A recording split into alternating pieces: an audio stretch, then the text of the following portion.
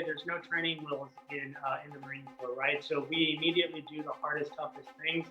As a prosecutor, I immediately handled serious federal felony crimes. And I said, Mr. President, this belonged to my mentor. She believed in me. She also believed in you, and I would like you to have her.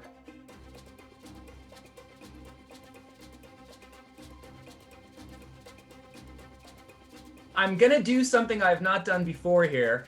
Take a look. This is from December 2010, the Don't Ask, Don't Tell Repeal Act of 2010. This is when Barack Obama signed it. I want you to pay attention to that purple tie, everybody.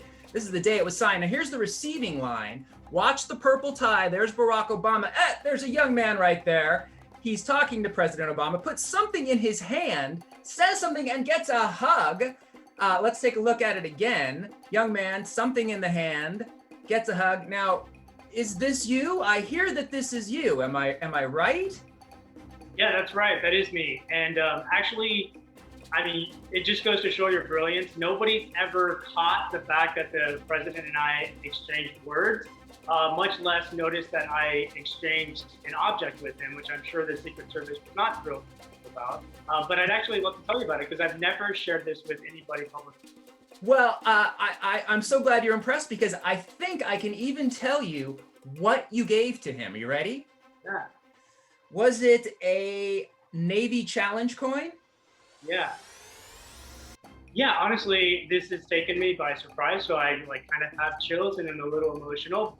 Can you explain the significance of that and why you gave it to him? Yeah, so the challenge coin tradition is huge in the military. You carry around the highest ranking coin that you've ever been presented. So whenever you go above and beyond your job, someone who is senior to you can gift you a coin. They do it by shaking your hand and their coin is already in their hand and it's an exchange of the coin.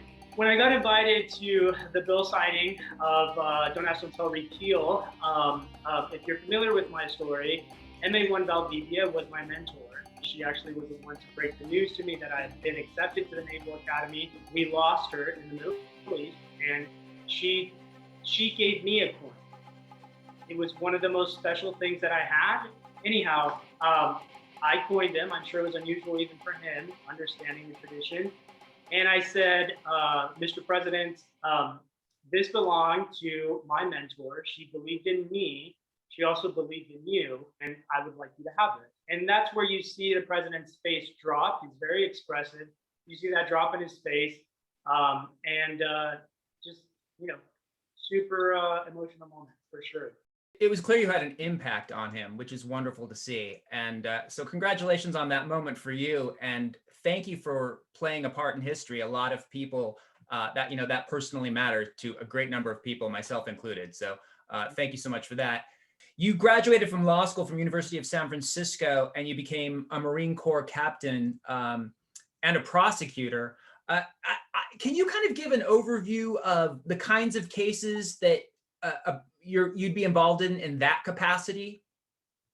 Yeah, so I mean, as a prosecutor, like I said, there's no training wheels in the Marine Corps, right? So we immediately do the hardest, toughest things, and we're given a ton of responsibility. So as a prosecutor, I immediately handled serious federal felony crimes, and that ran the gamut of everything. I mean, sex crimes, domestic violence crimes in a very heavy caseload. So a lot is expected of Marines. That's what we do. We hit the ground running. And a peer in the civilian sector would likely, not see those types of cases for several years.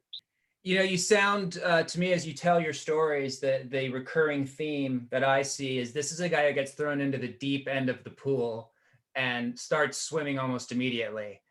Does going to law school, does it give you any additional skills that as an activist alone, maybe you didn't have? Does it empower you in terms of just the legal world or how to get things to a finish line that maybe an activist, although 100% committed, may not have?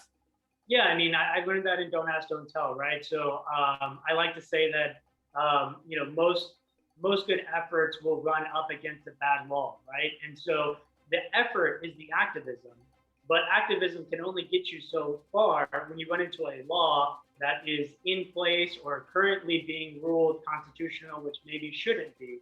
And that's where the law comes in. So as an activist, I could share my story, which I'm glad you mentioned the aspect of it being invaluable. I mean, I think that the 1990s effort to repeal, to lift any sort of ban on LGBT service probably failed because they didn't rely enough on personal stories. I mean, once people started to learn what was actually happening to us, and that came at the cost of a lot of us reliving those experiences and taking heat on a national stage. That's when the majority of Americans were like, "This is not. We are not okay with it." And that's when the courts were like, "Oh, is that what's happening?" So I went from activist. I was then invited to be in the case that ruled that policy unconstitutional. I was only a witness, but as a witness, I told my story to the judge. I was deposed and cross-examined and all of that stuff. Very intimidating, very stressful. And then the judge had the opportunity to just ask me questions. And she wrote in her opinion, which you can find, that while she weighed several different cases and ruled the policy unconstitutional for several different reasons, my story led her to rule the policy unconstitutional on the grounds of the First Amendment. On several different grounds, she ruled that my story went to the First Amendment because I had to choose between my physical safety and my career. And so I actually went to law school because basically we have systems that don't speak to each other. And we have bills that aim to correct an issue, but either do so abruptly or without bringing in experts that they create more problems. I know the power of law, and I want to set myself up to be in a position to continue to make change.